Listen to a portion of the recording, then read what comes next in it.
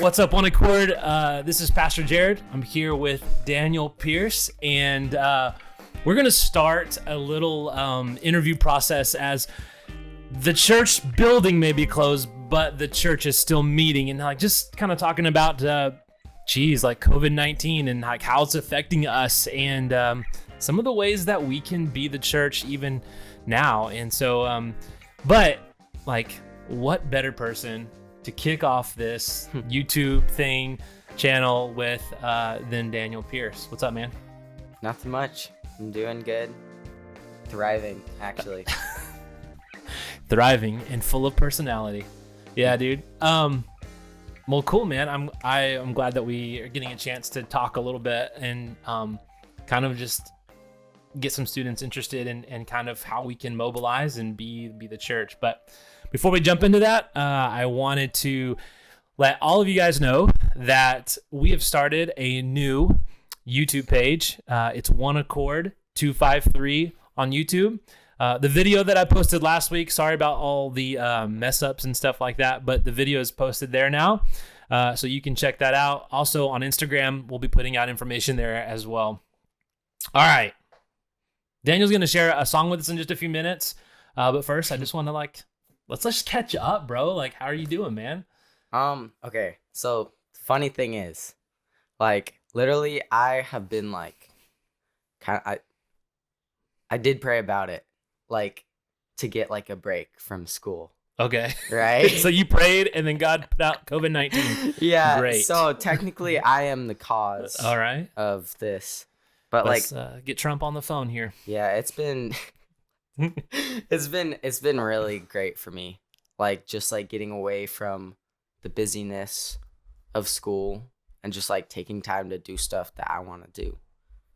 It's it's kind of an answer to prayer. Although it is kind of stressful, and scary. Dude, that's an interesting thing, because when school's going and the schedule is in full swing, we tend we just, as humans, we fill our schedule. We have smartphones, so we're constantly connected. We're in school all day long. You had wrestling, you did you're always in the band, playing in worship, doing all things, and suddenly school's now it's not just there. All canceled. Now church is all canceled, and these things have kind of been removed, and you're in a new place. But it sounds like for you it's been a blessing, a reward. It's man, this is good. I needed this. And that's interesting as we just kind of walk through this. And what does that tell us about ourselves? What do you think that's saying?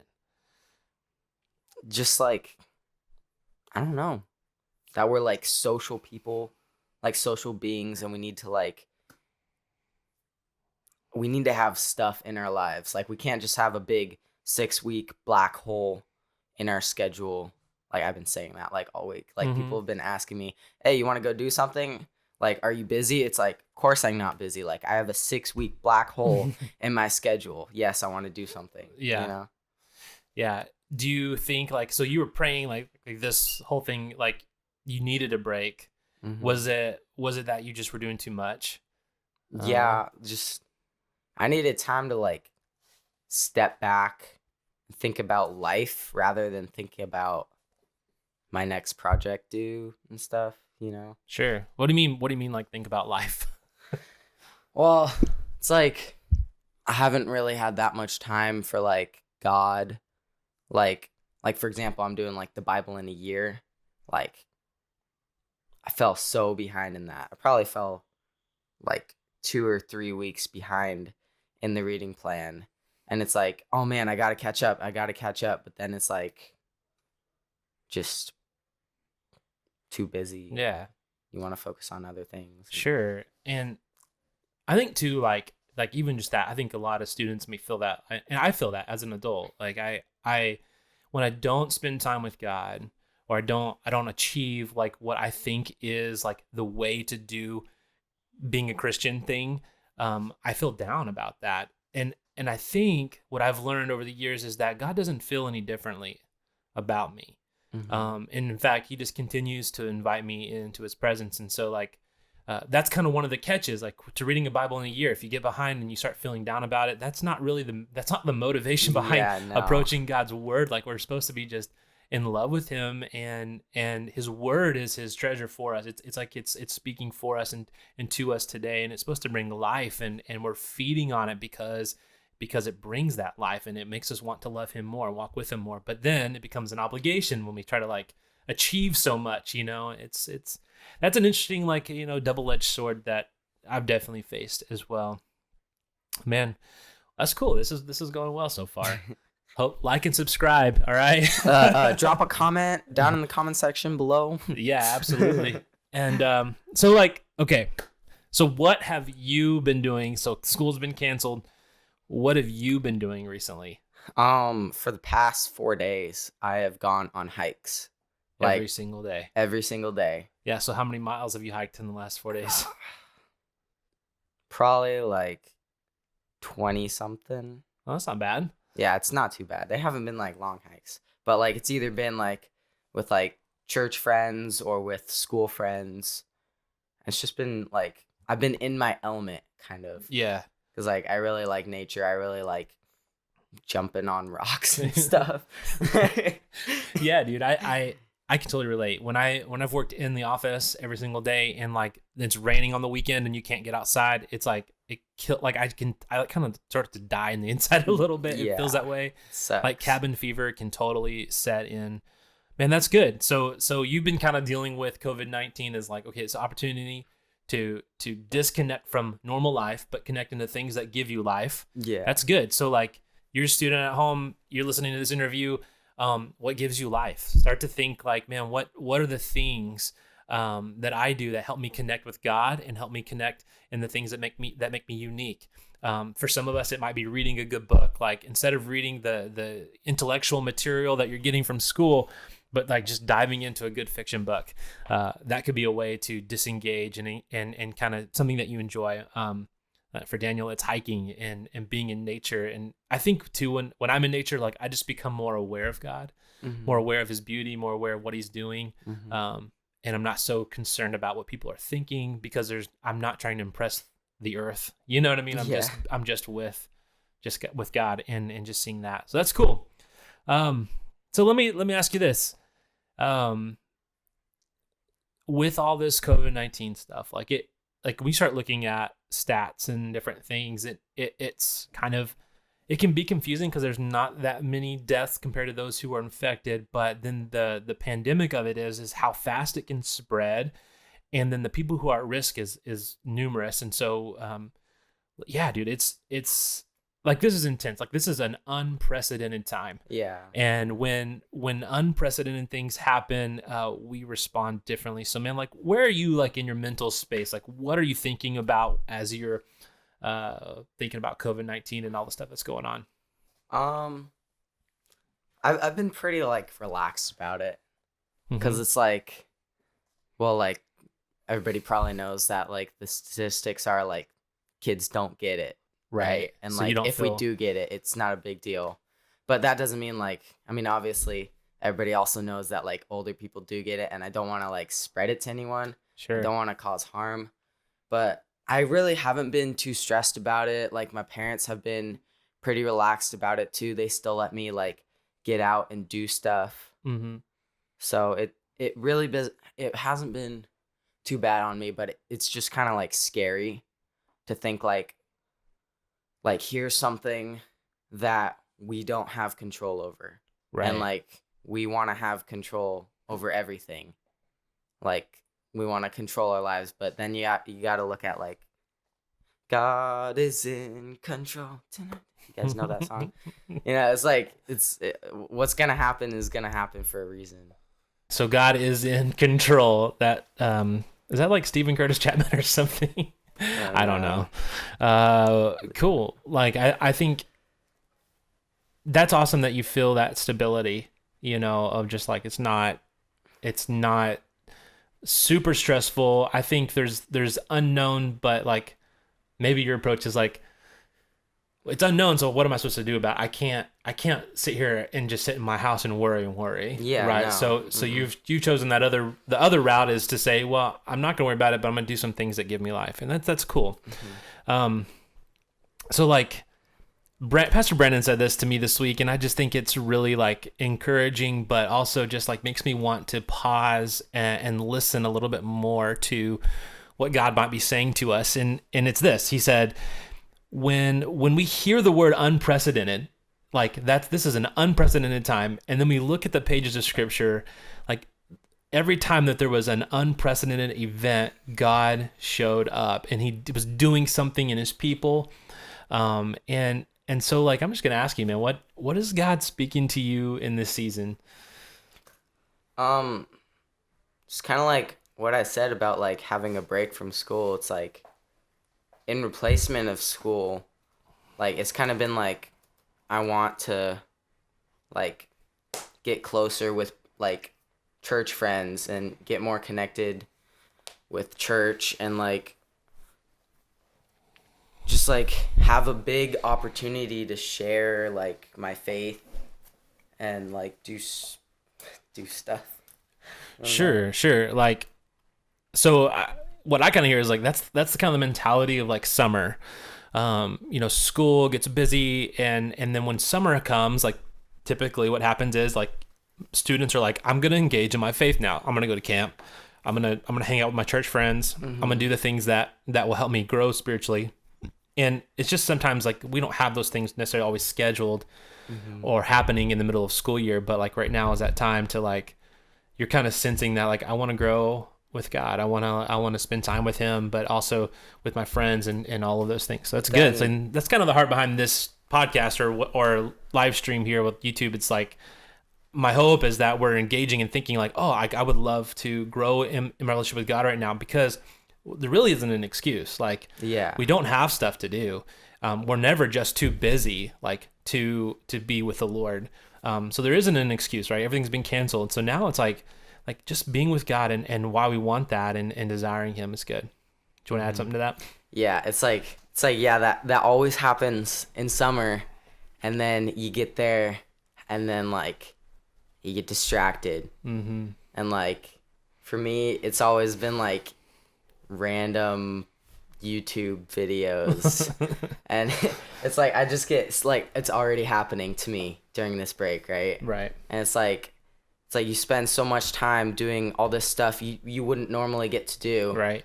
And just like in replacement of like what you're supposed to do with God, right? Yeah. Like spending time in the Word and stuff like that, and it's like come on. Yeah. So like I kind of talk about in the video from last weekend.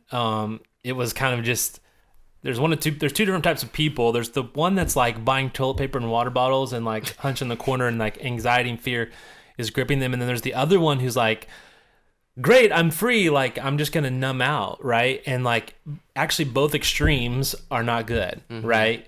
There's a middle ground there where God is asking us, okay, like for the person with anxiety, what are we really trusting in? Was it our friends? Was it our money? Was it our resources? But that cracks, and then God kind of you're like, oh, I'm not really trusting God. I'm not really like loving Him, and my like that whole idea, like Jesus plus nothing is everything equals everything that I need. And do I really believe that? Do I love that? Is that who I am? And then on the other side, it's like you can go to that extreme of like numbing out. Well, why am I numbing out? What's the motivation behind that? Well, it's like you need you a lot of times for me, so I'm just talking personally, this may not be you, but there's things going on in my heart that I don't want to acknowledge.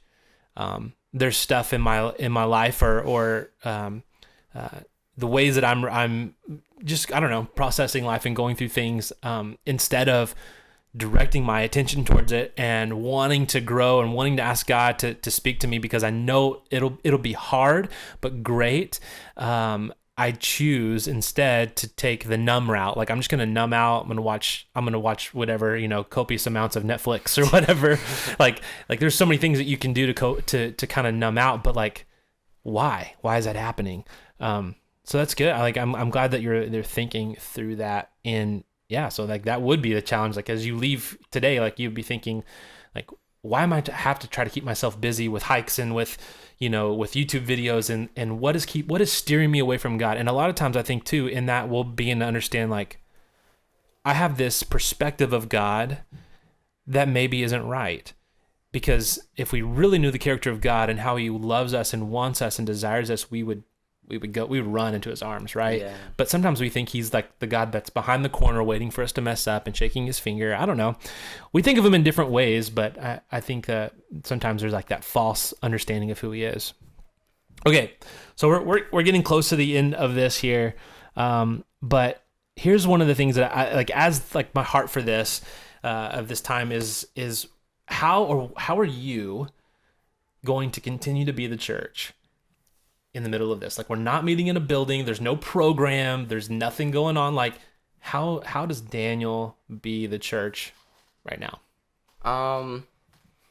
Well, personally, I've been to like for example, Lauren Peters invited a bunch of us to her house, and we had like worship on Sunday. Yeah. And like that was really good. Like just to like commune with people from youth group, even though we're not supposed to. Breaking the rules. Breaking the rules. No, that's awesome though. Like, I love the fact that, you know, if church isn't happening, we're going to make church happen. And it doesn't have to be the program. It doesn't have to be the one accord, but it's just believers communing around the gospel and bringing worship and encouragement to one another. Like, it's pretty simple. It's bare bones, but man, that's a lot of what the early church did. That's what they did, bro. They and that was enough, you know, to stare into the beauty of who Jesus is and to be together. That's what's important. Yeah. So man, here's another thing. So you're well connected. You got invited to do worship at Lauren Peters' house, but like, we have a lot of students connected inside of One Accord. I don't know how many have come through our doors this year, but like, there's been a lot. And you know, almost every week the room is full. Yeah. But which is great. But think about all those students who maybe aren't connected, who aren't maybe they're they've kind of kicked the tires at One Accord. They've just kind of checked it out a few times, or maybe they've started to come and they've only have a couple of friends. Like those people still need care. They still need affection. So what are some of the things that, like, I don't know, you hear that, you kind of hear the concern in my heart as a pastor, like, what are we doing for those students? And what are you thinking? Like, is there ways that you could engage those people? Well, like, the problem is, like, we can't, like, invite them to A mass group, gathering, sure. like usual. It's just, like, I don't know, just continue to, like, read the word and, like, find somebody who can, like, hold you accountable. Like, find that friend who has, like, a strong faith. Or maybe if you don't have any friends that have strong faith, just, like, search or get in contact with you or something.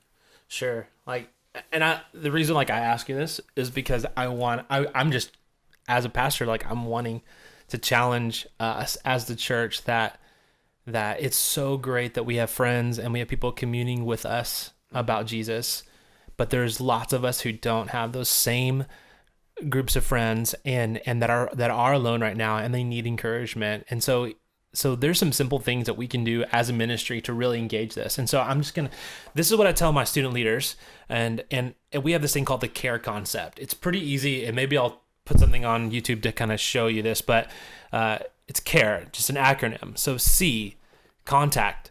Like, every one of us are inside of a small group at One Accord. Call everybody. And maybe step out of your comfort zone and connect to them. If you don't have their numbers, reach out to your leaders. Your leaders have their information. Ask them, like, make phone calls, be the church, and just care for people. Remember Philippians 2, where Paul begins to look at Jesus and say, like, he didn't count himself to be God. He, like, humbled himself to the point of death, and he implores us to think of others above ourselves. And so, yeah, like, we've been talking about, you know, all the ways that we are dealing with this time, but as the church, like, we have this responsibility to care for one another deeply. And so C is contact. the second thing is be available. Like, make yourself available. Like, hey, here's my cell phone number. Even if you send a text, like, hey, this is Daniel, and I'm just reaching out to you to say, man, what's up? And if you need anything, I want you to know I'm here. Be available. And this is really interesting as we've been talking about, like, what does our quiet time look like? We don't have an excuse really, but remember to pray. Remember to pray for those people, for actually everybody in this whole situation, but praying for those specific students that they would feel connected, and that God would show up and reveal himself to them. And when we pray for people, like, it changes us, it changes our hearts, and it makes, I don't know, I think it makes us more like Jesus. And the last thing is E, and that is exemplify Christ. And so, like, I was like, how do you exemplify Christ when you're doing social distancing? And so this is what I think. Jesus doesn't give up, right? Like, he doesn't like invite you one time and then go, oh well, they didn't call me back, or they didn't say anything, so like, I'm just gonna give up. No, Jesus continues to, like, press in, goes after people, and he loves them well, right? And so I would just say that too. Exemplify Christ by make a contact, and if no one calls you back, then call him again the next week and just check in with him. Yeah, because we're gonna uncover that some people, like, economy, whatever, like, everybody's being affected by this. We're all in the same boat, but it's time for the believers to rise up and bring hope and pray together and lift each other up. And so part of that today in this is that Daniel is going to play a song for us. So we're going to cut the tape and we'll come right back, and Daniel's going to play. So I was hanging out with Brandon Schwebke this Saturday and Sunday. And Brandon's a great guy. I love him. And so, and actually, it was like the first time we've ever hung out, like, ever, and it was pretty cool. But we were playing music a lot, and I was like, hey, let's make a worship song. So we decided to, like, just make a song, like, about this situation, like, with, like, COVID-19, and, like, how we need to remember that, like, God is the great comforter. I forget where I took this out of the Bible, but, like, we opened the Bible, we, like, typed in Google, like, verses about God being the great comforter, and we found these, and so, yeah, it's just, like, it's just talking about how, like, God comforts us, and sometimes, like, in, like, the trouble, like, in this whole situation, we just lose sight of that, and we lose sight of his love, and yeah, we don't want that to happen. Awesome, that's bad if we lose sight of that.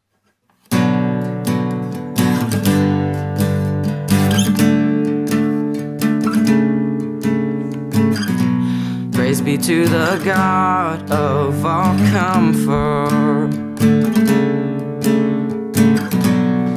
You comfort us in all our trouble. Somehow we lose sight of your love and faithfulness. Open our eyes to see your beauty and greatness. We want you to fill our lives with your glory, God. We want you to fill our lives with your love.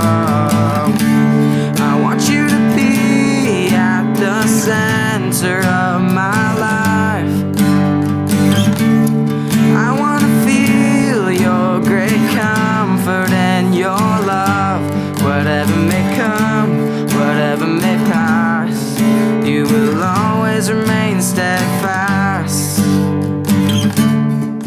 You are the great comforter. You are the great comforter. What am I supposed to... Copyright, Daniel Pierce and Brennan Schwebke 2020.